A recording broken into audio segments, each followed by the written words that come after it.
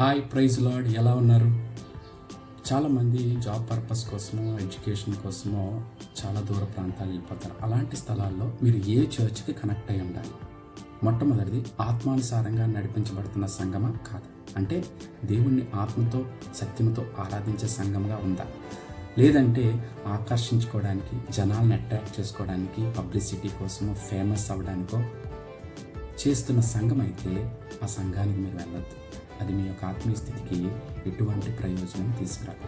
రెండవది, వాక్యానుసారంగా నడిపించబడుతున్న సంఘం, అంటే వాక్యంగా ప్రకటిస్తున్నారా, లేదా వాళ్ళ స్వలాభం కోసమో స్వప్రయోజనం కోసమో వాక్యాన్ని వేరు చేస్తున్నారా?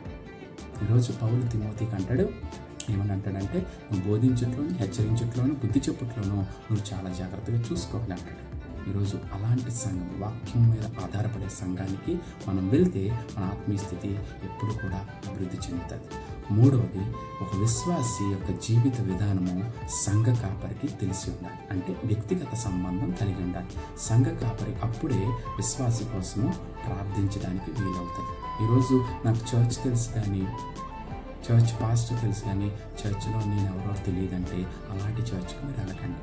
సంఘ కాపరికి కంపల్సరీ మీ యొక్క వ్యక్తిగత జీవితం తెలిసి ఉండాలి. అది మీ యొక్క స్పిరిచువల్ లైఫ్కి ఎంతగానో ఉపయోగపడతారు, అది మీకు ప్రయోజనకరం. అందుకే మన ఆత్మ వర్ధిల్లినప్పుడే మనం అన్ని విషయాల్లో వర్ధిల్తాం. So claim to the right church. God bless you.